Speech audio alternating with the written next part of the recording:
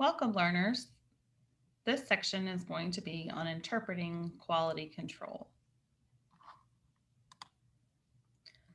The quality control standard,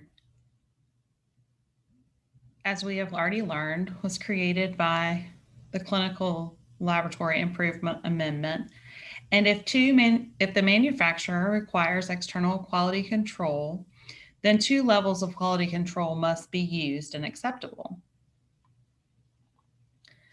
And as we have discussed in the past, qualitative and quantitative QC is positive or negative. There's no numerical value. But quantitative QC would be a numerical value, typically would have a level on the lower end and then one on the higher end of your two levels of quality control. They may be called level 1 and level 2, or low and high QC. For an example, laboratory test of requirements, we're going to study the ACEVA strep testing. The strep test would come in a box with the required testing components, as well as a positive and negative strep swab. So as you're running the quality control, these are all possibilities of results that you could obtain. As you see on the left-hand side, the strep A positive, you have a line in the test region and then a line in the control region. The only difference between the first and the second there on the left-hand side in the positive region is that one is slightly darker than the other. Both results are positive. For the negative quality control swab, you would expect the negative result as seen there in the middle of the slide. So the control region has a line and the test region is blank, indicating a negative result. On the last two in the invalid section, you'll notice that neither one has a control line. The control line must be there for the result to be valid. Whether the test is positive or negative is immaterial if the control line is not there. Another example we can look at is the Beckman-Coulter ICON 20 HCG test. So typically HCG tests do not come with external quality control, but they are required for HCG testing. In this instance, the package insert lists that external control should be run, and we have selected an external control that has to be purchased separately for this test. As you see there in the picture of the test cartridge, there's a control region and a test region similar to the strep, but this is a cartridge versus a dipstick version of the test.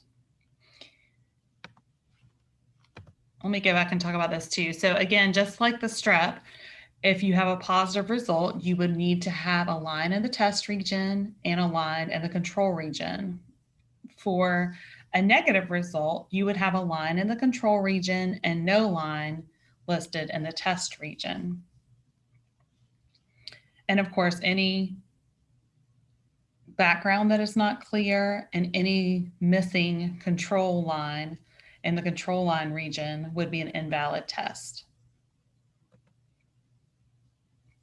So what do we need to know? We need to know what QC is required, what the frequency is for QC, and how do we know that the QC is acceptable.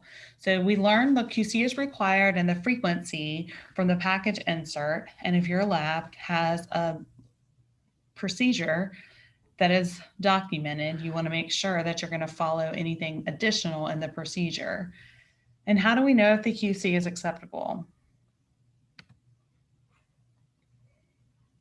Well, I think this slide might be a little out of order, but we already discussed this portion where the ICON 20 test with the control region and the test region there.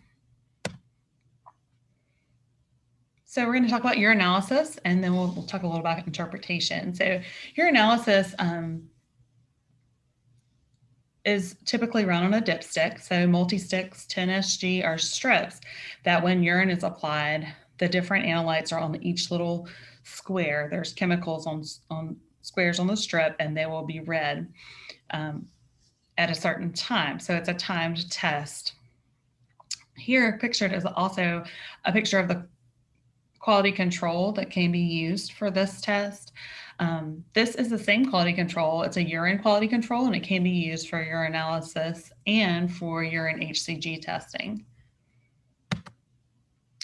So here is part of the package insert from the Quantimetrics urine quality control.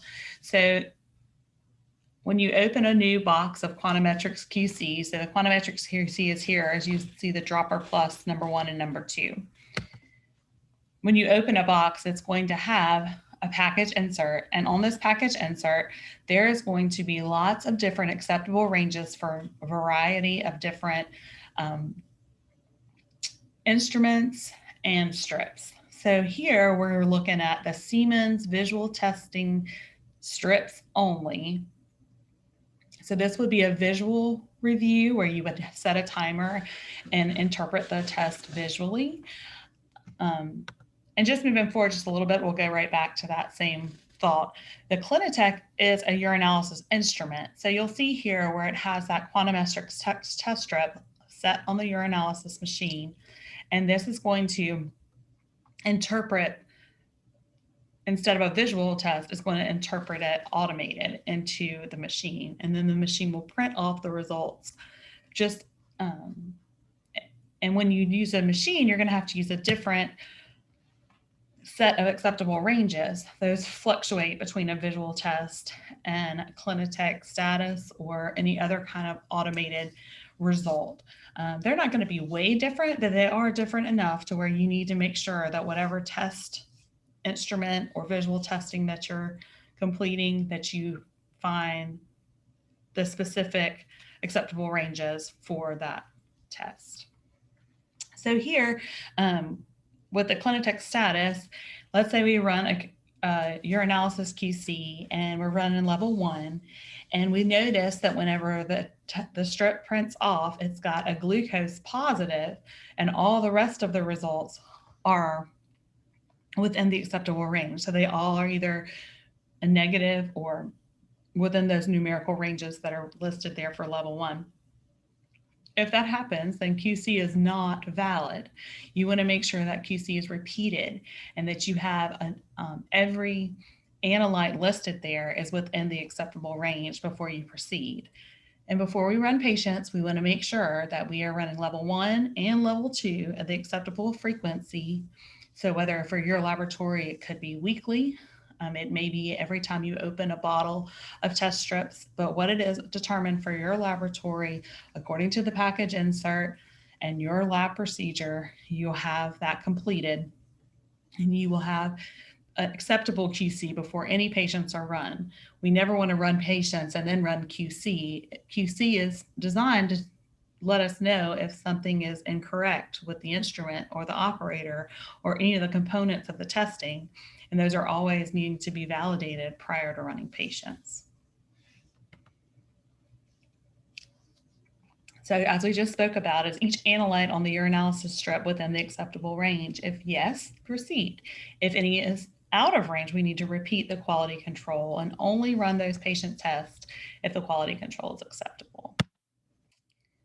So here again, we've listed the competency assessment there.